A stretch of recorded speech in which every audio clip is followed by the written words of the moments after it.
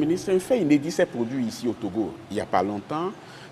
Un citoyen du Bénin qui vit au Togo a été enlevé par des individus venus du Bénin. Personne n'a rien su jusqu'à ce qu'il se retrouve au Bénin. Comment est-ce que vous avez accueilli cette nouvelle? Nous ne l'avons pas accueilli avec plaisir. Nous avons dans la sous-région d'excellentes relations de coopération entre États. Et vous voyez encore, quand on prend ce cas, l'État du Bénin a clairement dit qu'il n'était pas à l'origine de ce qu'on peut appeler un enlèvement. Et nous le croyons. Parce que pourquoi le croyez-vous? Mais parce que nous considérons que le Bénin, comme les autres pays de la sous-région, nous avions des méthodes de travail. Nous avons par exemple des mécanismes de remise de police à police. Donc si l'État du Bénin avait souhaité l'arrêter, ils auraient travaillé avec nous pour le remettre. Ils n'auraient pas utilisé cette technique-là. Et c'est la même chose que nous disons quand on nous impute le fait d'avoir fait tabasser, on impute à l'État togolais d'avoir fait tabasser un député au Togo. Le Togo a des officiels pour travailler. Autant le Bénin ne peut pas avoir utilisé des gros bras pour enlever un de ses ressortissants qui est résident au Togo, qui est exilé au Togo, autant nous considérons que le Togo ne peut pas utiliser les mêmes méthodes quand il s'agit de régler des problèmes. Mais par rapport à nous avons parlé avec nos amis et nos frères du Bénin sur cette procédure. Il y a une excellente entente sur la diligence de l'enquête. Vous avez vu qu'au Bénin, ils ont commencé à condamner ceux qui ont travaillé. Ils ont même été déjà condamnés. Et nous avons, pour ceux que nous avons arrêtés chez nous, également une procédure judiciaire en cours. Oui, mais qu'en est-il Donc, sur cette question avec le Bénin, oui, effectivement, le fait est regrettable. Nous l'avons dénoncé, mais nous nous entendons extraordinairement bien avec notre voisin. On a entendu quand même que vous avez lancé un mandat d'arrêt contre un certain nombre de personnes que vous avez soupçonnées avoir participé à cette opération. Absolument. Est-ce que les mandats d'arrêt sont toujours en vigueur? Oui, ils sont en vigueur. Ils sont en vigueur, mais vous savez, une fois qu'on ne juge pas une chose deux fois, hein, vous savez, en droit, une fois que l'État du Bénin a réglé la question et condamné certaines personnes parmi elles, évidemment, nous ne pouvons plus les arrêter, les juger, les condamner une deuxième fois pour les mêmes faits. Donc vous voulez dire que ceux qui ont été jugés là-bas et qui étaient sous le coup d'un mandat d'arrêt au Togo ne le sont plus aujourd'hui?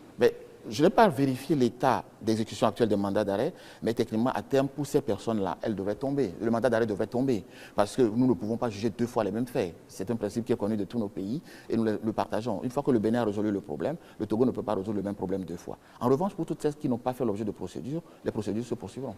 Oui, mais il y a quand même quelque chose qui est étonnant. L'individu est toujours gardé en prison. Ah, ça, c'est de la politique interne béninoise. Vous me pardonnez de ne pas rentrer dedans. Parce que ça, c'est la partie qui nous intéressait. Mais puisque c'est chez vous qu'on est arrivé à arrêter l'individu. Oui, mais nous n'avons pas de droit de suite. Vous ne pouvez pas croiser les bras, justement. Nous n'avons pas de droit de suite judiciaire à l'intérieur des États, des autres États. On ne vous a jamais dit qu'on reproche quelque chose à cet individu, non? Si on lui reprochait quelque chose, on vous aurait contacté pour l'aider à lui mettre la main dessus. Oui, ce qui n'a pas été le cas. Donc, on devrait redéposer l'individu ici au Togo. Non, l'État du Bénin a une procédure contre son citoyen béninois.